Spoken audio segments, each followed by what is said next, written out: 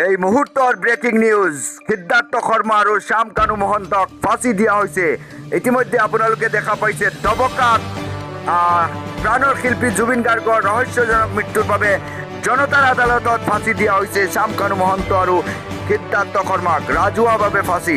অসম জাতীয়তাবাদী যুৱ ছাত্ৰ পৰিষদৰ এয়া চাওক পদক্ষেপ। আপোনালোকে সকলোৱে ভিডিঅ'টো একোটাকৈ শ্বেয়াৰ কৰি দিয়ক।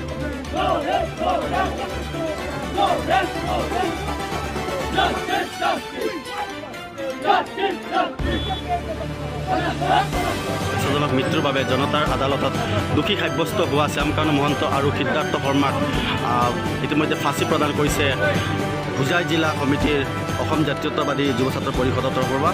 মই মুহূৰ্তত দৃশ্য কৰি দেখুৱাই হৈছে ডবকাৰ পুলিচ পইণ্ট আৰু পুলিচ পইণ্টত তেনেদৰে ফাঁচিত ওলমাই ৰাখিছে শ্যাম কানু মহন্ত আৰু সিদ্ধাৰ্থ। এয়া চাওক আৰু এই সন্দৰ্ভত আমি কিছু কথা পাতিম। আমাৰ সৈতে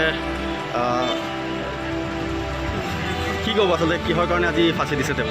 হয়, অসমৰ কণ্ঠ আমাৰ প্ৰাণৰ শিল্পী মৰমৰ শিল্পী জুবিন গাৰ্গ ডাঙৰীয়া যোৱা 19 ছেপ্টেম্বৰ তাৰিখে যি ৰহস্যজনক মৃত্যু হৈছিল আৰু সেই মৃত্যুক লৈ পৰৱৰ্তী সময়ত অসমীয়া ৰাইজে সন্দেহ প্ৰকাশ কৰিছিলে যে তেওঁক হত্যা কৰা হৈছে। তাৰ পাছত মাননীয় মুখ্যমন্ত্ৰীয়েও বিভিন্ন সংবাদ মাধ্যমৰ সন্মুখত হত্যা কৰা হৈছে বুলি কৈছে, কিন্তু পৰৱৰ্তী সময়ত দেখা গৈছে যে তেওঁলোকৰ যিটো ন্যায় প্ৰক্ৰিয়া এইটো অকণমান লেহেমীয়া গতিত চলি আছে। গতিকে আমি আজি অসম জাতীয়তাবাদী যুৱ ছাত্ৰ পৰিষদ সমগ্ৰ অসমৰ অসমীয়া ৰাইজৰ লগতে আমি যুৱ ছাত্ৰ পৰিষদে যি শ্যাম কানু মহন্ত আৰু সিদ্ধাৰ্থ শৰ্মা যিহেতু দুয়োজনক ইতিমধ্যে দোষী সাব্যস্ত কৰা হৈছে, সেই দুয়োগৰাকীৰ আমি ফাঁচি বিচাৰিছিলোঁ।